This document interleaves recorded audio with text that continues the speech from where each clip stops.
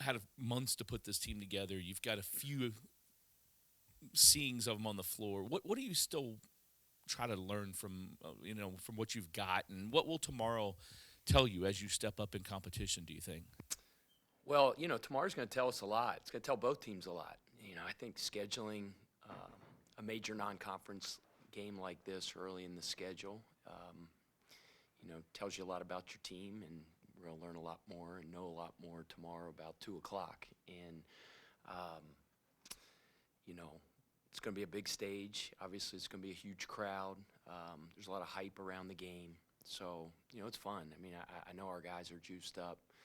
There's energy around the city. I think there's energy on campus. So, it's going to be a big-time college basketball atmosphere and a big-time college basketball game. So,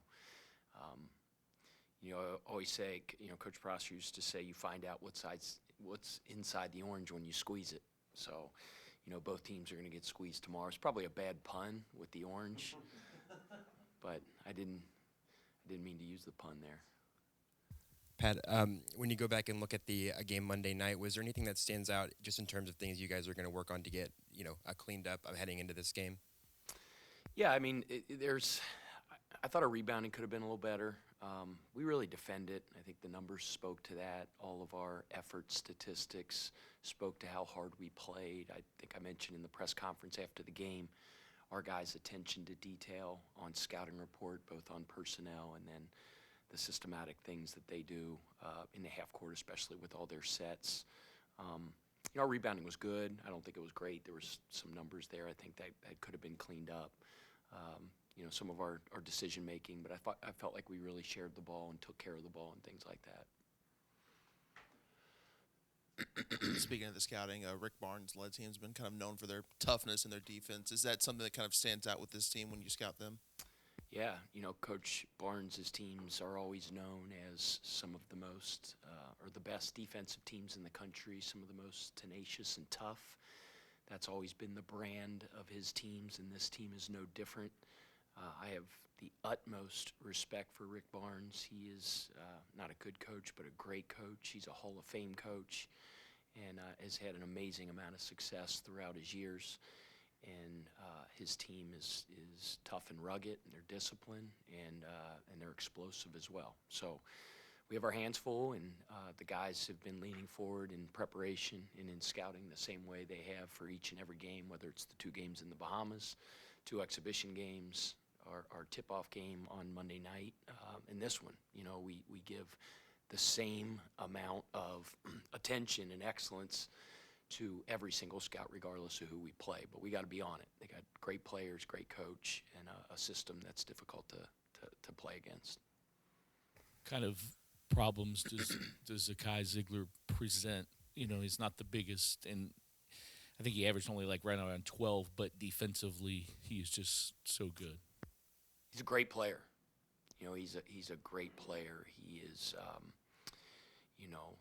the heart and soul. I think he's been. They don't connect. Obviously, is a lottery pick, and he's going to be a great NBA player. But I really even feel like last year the heart and soul of that team is number 5. You can just see it when you watch tape. He just he gives courage to the players around him. He's got such a presence to him on the floor. He affects the game on both sides. You mentioned his defensive acumen, just his tenacity and his grit, his ability to touch the ball and disrupt, a la Chucky Hepburn. He brings a lot of the things to the table from a defensive and really from an offensive standpoint that Chucky does. I think it'll be a really interesting, cool matchup between those two. I don't know him personally, but again, when you just study a team and you watch on tape, you can see the way that he leads and the belief that his teammates have on him. He's maybe small in stature, but he's got a huge heart and a lot of grit and a lot of tenacity, and I have a lot of respect for him. And we're going to have our hands full, but our guys are up and ready for that challenge. I was going to ask about that matchup specifically. I don't think it gets much better than, I'm having those 2 guys at point guard going up against each other. Can you just kind of, what kind of there's the size difference, obviously, but like, what else about their games kind of stand out as being, a similar but different? Yeah, I mean, I think there are, a ton of similarities. And you talk about, he and Chucky, Corin's been really good for us as well. We have, a little of that two-headed monster where, I think maybe if you look like what's the difference, and they obviously have other guys that play the point guard role, but like, he's the heart and soul and plays the majority of the minutes, as many minutes as he can play. He's going to play until he falls over. I think we can come at you a little bit with a 1-2 punch, obviously with Chucky and with Corin, but it does jump off the page to you how similar those guys are in so many ways, because all those things that I just described about number 5 for Tennessee, you could say the same exact thing about Chucky Hepburn. He makes people around him better. He's tough as nails. He's a tenacious defender. He's a dynamic offensive player as well. He has the belief of his teammates and the respect of every opponent they'll ever play against. So it'll be a really good college basketball matchup between two elite point guards. And then, you obviously mentioned just, Tennessee lost, a huge part of their scoring in Dalton Connect, but then they bring over a transfer in Chaz Lanning out of North Florida. How is he kind of, as you watch that first game, as you have so many new guys trying to fit in here, how did you feel like that he fit into their scheme? And Who's he? Who you talking about? You talking about two? Yeah, Chaz Lanning. Yeah, their transfer. Yeah. I mean, how did he fit into their scheme? I think he's a guy that is assumed. He's assumed that role. That I don't know what Dalton Connect's number was last year, but I can use his name because he no longer plays for him. We just have this policy of we use jersey numbers and not names. But the kid, too, is a really, really good player, man. I mean, he was one of the darlings of the transfer portal, if you will. Obviously, his success he had at North Florida, his numbers last year were gaudy in terms of, his metrics and everything like that. He's big, he's strong, he's physical. He can shoot it. In a lot of ways, he's very, very similar, to Connect, that's for sure. And wired to score, big, rises up, high release, but, plays with a ton of confidence. So obviously he's one of those. He's one of those guys. But they got a bunch of firepower. I mean, obviously 11. I know his dad. He's an assistant. His dad's actually a heck of a guy and a really good coach. Similar, big wing that can just flat score it and fill it up. And we go all the way down the line. I mean, they're deep, they're experienced, they're physical, they're skilled. But I know I've been talking all about Tennessee. They got to play us too. Right. So I like my team a lot, as you know. Obviously, James Scott did a lot of good things as freshman last year, had a good game to start the year. But how big of a challenge, or what are you looking for specifically in this matchup with him having to go against Felix Opar, number 34, with how kind of physical and bruising he is? Yeah, he's, they're similar in a lot of ways. Now, he's older than James. James is, I've told you many times last year, I think he was third youngest player in all of Division I, just turned 19 years old. But, 34's, man, he's long, athletic, physical. People sleep on his skill. He's a pretty skilled kid, too. He's really good off righty-lefty around the rim, runs the floor, blocks shots, deflects the ball. He's an active player. And then, obviously they bring, other bigs that are very strong and physical and skilled off the bench as well. Like I said, I think one of their strengths is their depth as well, and that's one of our strengths. But, James is similar in a lot of ways. He's also, long and athletic and bouncy and blocks shots and finishes at the rim in the same way. So that'll be a very interesting matchup as well. Coach James said, I think back in the Bahamas, that he does look to really dunk everything. What is that about, that mindset? And obviously, it's, the percentage is higher if you do that. But what is that about his mindset of wanting, kind of hunting that and looking for it? I mean, I think he's got a knack for it. I think it's in his DNA. He's just so springy and so bouncy. He's so fast from the floor to the rim. He's so fast, from the ball to his hands to the rim. He's got great instincts. I think he's one of the better lob threats in the whole country, just because of those instincts, right? Like, as soon as he has space on a roll and the ball goes up in the air, he's got such a gift for timing of both his feet and his hands. And the other thing I've told you guys, I think, many times about James is his basketball IQ. James is, we talk about, the veteran nature of our team and that we have guys with a pro approach that go about their business in scouting and preparation and player development, all that stuff, because they're, part of it is that's in their DNA, but they're older as well. They're 20, 21, 22, 23. I think we might have a 24-year-old. I don't know. But James has an old soul, and Kania's a little bit like that as well. James is crazy mature in his approach to everything about what he does, almost to the point where I have to drag him out of the gym instead of trying to encourage him to get in the gym. You mentioned the two-headed monster. When Corin, he brings you a ton when he comes off the bench. What do you like about having two guys like that?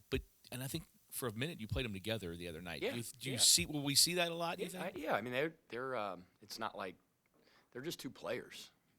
Many guys you can have on the floor that can dribble, pass, and shoot is possible, is better. Corin's just he's a lights-on guy, first of all. And those lights get bright. Like, we got several of those guys, a lot of them. But, man, when those lights come on, he's different. I've coached guys throughout the course of my career, and I'm not saying he's a good practice player because he is. Again, his approach, I've been impressed by it. There's nothing negative I can say, but, man, those lights come on, he's a different dude. His nickname, I think, coming in was Scoring Corin, but there's way more to his game than that. He facilitates really well. He's a great teammate. Players love to play with him. So, we're really blessed to have two guys like that could assume the point guard position, but that they can play together, and they're a handful. Do you feel good about, after the game Monday, you're talking about, I'm hopefully getting 20,000 people there tomorrow for the game. Do you feel good about that? I saw the video of you going around campus talking to students, and then we also saw last night that that Rick Heber was giving away some tickets that he purchased, and he said you might do it again today. Just wanted to get your thoughts on how the crowd is looking. Yeah, I mean, first of all, how cool is that Rick Heber does that? You talk about a guy that shows his love to the University of Louisville and Louisville basketball, so I greatly appreciate that. I might have mentioned that number the other night. Whether that I'm not saying if it's not that number, it's a disappointment. I'm not saying that at all. What I want everybody to know is how appreciative I am of the people that come. I don't want to think that the group that came the other night, that I'm saying anything in any way disparaging. You know what? They were electric. Electric. I don't know how many were there, but it was electric. And, I know the numbers are going to be more than they were the other night. I know that's going to happen. I mean, that 20 would be pretty cool, but, it's about the energy they bring. And that 12, 13, whatever it was the other day, electric. Totally changed the complexion of the game. It makes an impact on the game that is really undescribable. And I know the numbers will be big, and I know the energy is going to be electric, and hearing that yum roar over and over and over again, that factor, that sixth man is going to be a major factor in the game. We need everybody, and I know how this fan base is. They're going to bring it.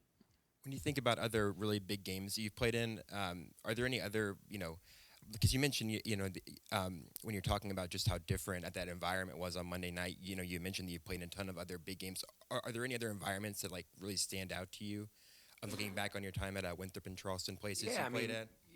See, it's not about the size of the venue. It's just about that.